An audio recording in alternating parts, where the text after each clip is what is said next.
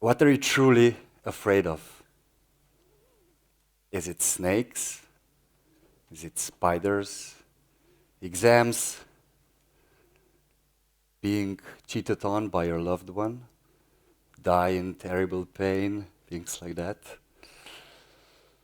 I'm a father of these 4 boys, and my personal fears are connected with their future and the future of the world they will live in.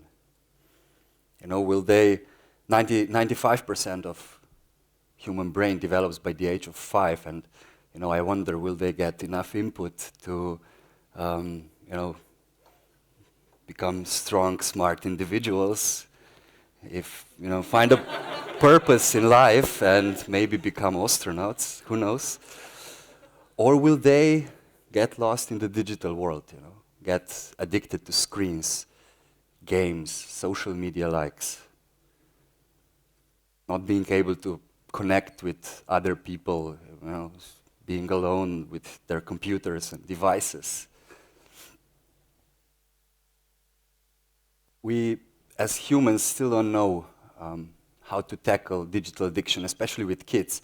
But one thing is certain. We know that digital addiction is very similar to other types of addiction. Addiction to food, addiction to sex, addiction to cocaine. It's all the same thing.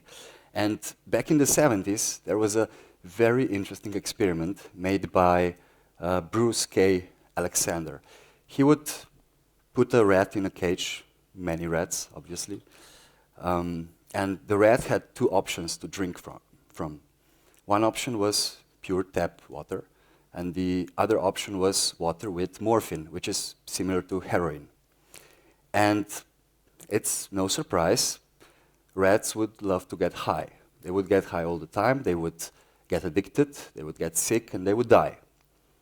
But then, they created a rat paradise. Okay? In this rat paradise, rats could run around freely. There were male and female individuals. They were able to play, to basically live a fulfilling life. And in these circumstances, rats wouldn't prefer heroin or morphine, they would prefer tap water. This doesn't explain human addiction, but many scientists agree that if you feel like you're in a cage, if you feel stressed, if you feel that there's no purpose in life, like maybe the rat in a cage felt like, then addiction has, you know, there's a bigger chance of getting addicted, or, yeah. But let's go back to my story. These 4 boys had speech impediments as children.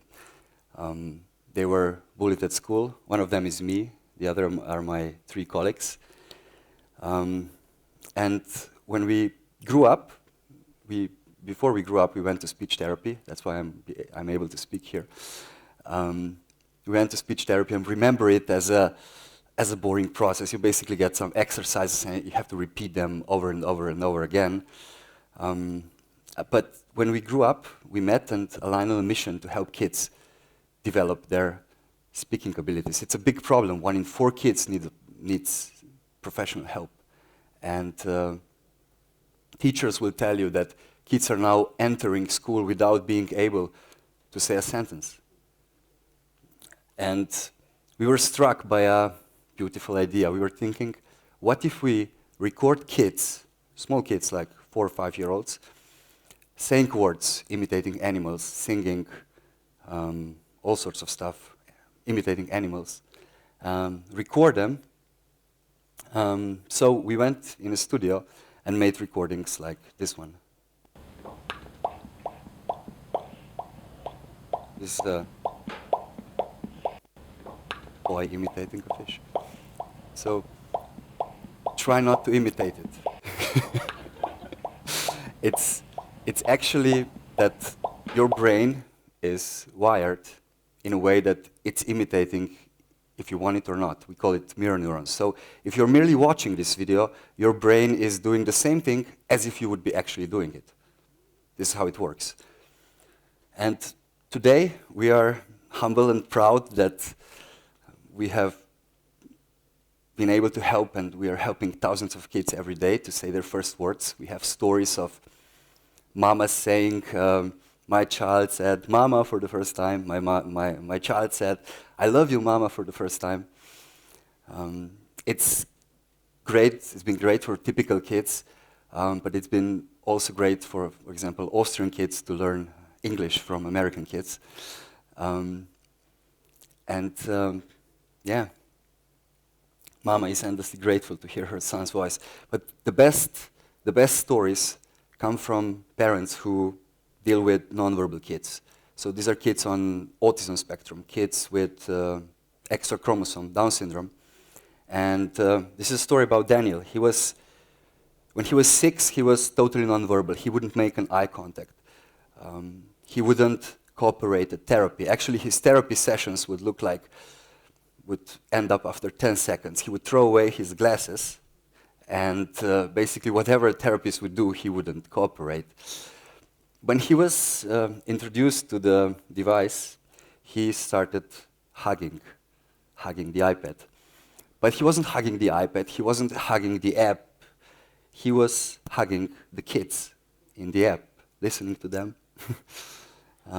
So this was a true, meaningful connection between him and the other kid. And after that, he started imitating animals. This was the first step, and this is a video.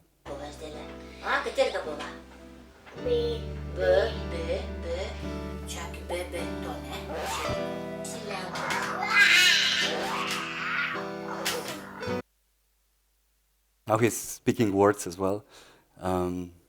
Yeah, his progress was remarkable.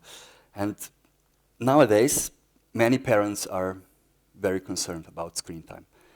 Even many teachers are banning screens from classrooms, but I think that's wrong. I think that's actually stupid, because raising a toddler in 2019 and pretending as if screens do not exist is like raising a teenager and pretending sex does not exist. It will, it will only go stronger. I want my kids to see the learning potential of screens. I want them to be able to, learn on screens and transfer this knowledge into real life to find purpose, to do meaningful stuff. I don't want them to play stupid games. I don't want them to, become addicted and play cartoons for hours each day. That would be wrong. That's why I set strict time limits. I help them choose content, and I think most importantly, I spend time in front of screens with them. So we are enjoying that in a very similar way as books. Books are praised every time when it comes to kids. But if you just have books, and if you don't enjoy books, if you don't wonder, wow, look what's inside, then your child will not learn anything. He will just have books. And I think we should all be very cautious about screen time and kids. But I think that if used with intention and purpose, they can become a blessing in our lives. Thank you.